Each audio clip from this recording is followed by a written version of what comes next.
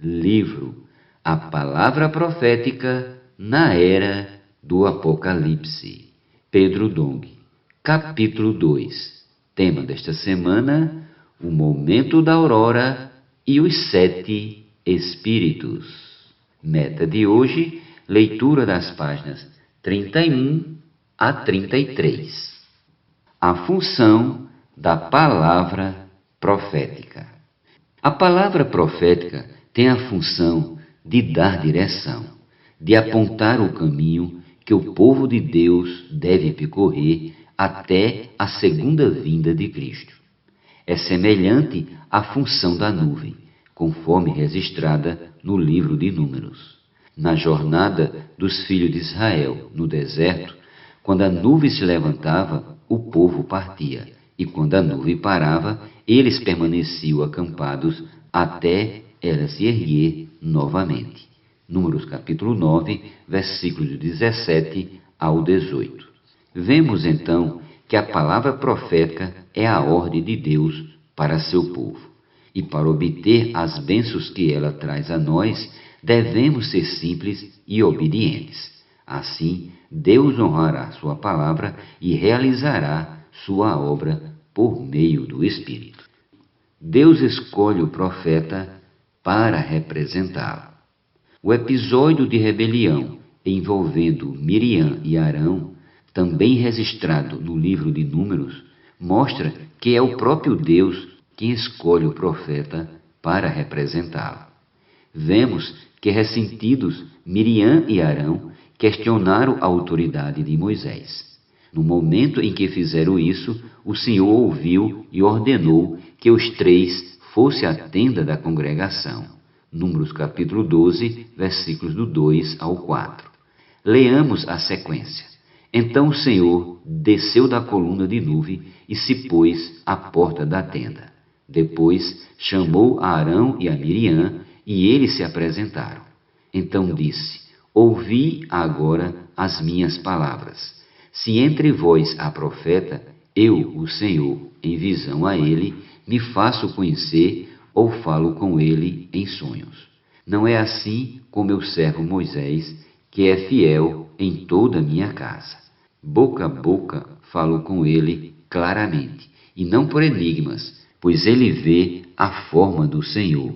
Como, pois, não temeste falar contra o meu servo, contra Moisés? E a ira do Senhor contra eles se acendeu, e retirou-se. Versículos do 5 ao 9. Essa porção de Números deixa claro que Deus escolhe Moisés para ser seu profeta, seu porta-voz diante do povo de Israel.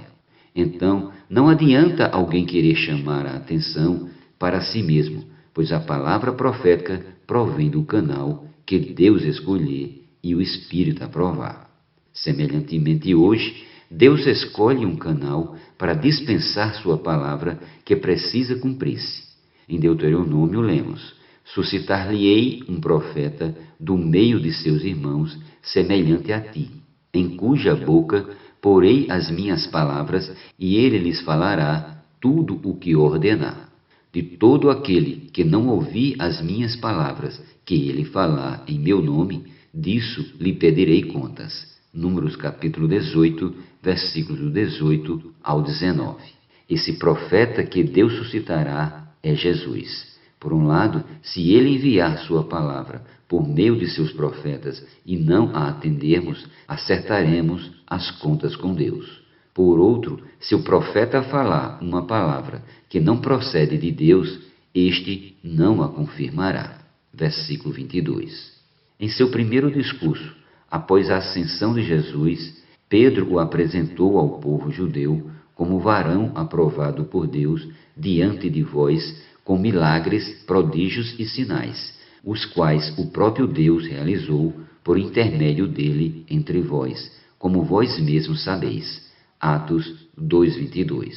Jesus era o enviado de Deus, aprovado por ele para falar em seu nome. Deus confirmou seu profeta com milagres, prodígios e sinais. Depois de sua ressurreição, Jesus apareceu aos discípulos e lhes deu a incumbência de pregar o Evangelho a toda criatura. e ele confirmava a palavra que pregavam por meio de sinais que se seguiam.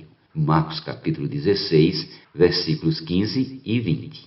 Em nossos dias, vivemos experiências semelhantes.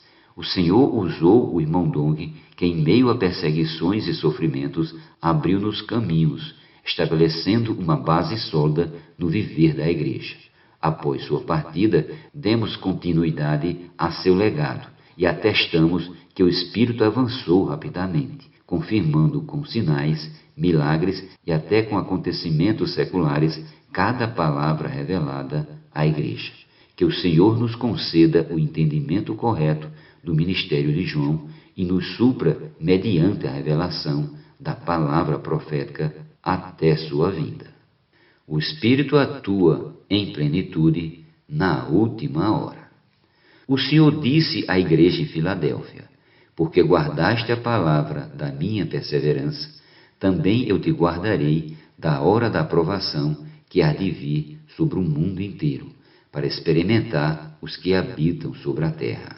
Apocalipse 3:10. Se ao pregar o Evangelho e cuidar de pessoas, enfrentamos os sofrimentos com perseverança, seremos guardados da grande tribulação. Essa é uma das promessas do Senhor a nós. E mais, venho sem demora. Versículo 11. Cremos que esse evento está muito próximo. Nesse tempo final, o Espírito se tornou os 7 Espíritos. Apocalipse 1:4. Ou seja, ele potencializou sua atuação ao máximo. O número 7 representa a completude na execução da economia de Deus na terra. Na verdade, para executar a vontade de Deus em sua obra nesta última hora, o Espírito atua com força total. Por isso presenciamos tantos milagres.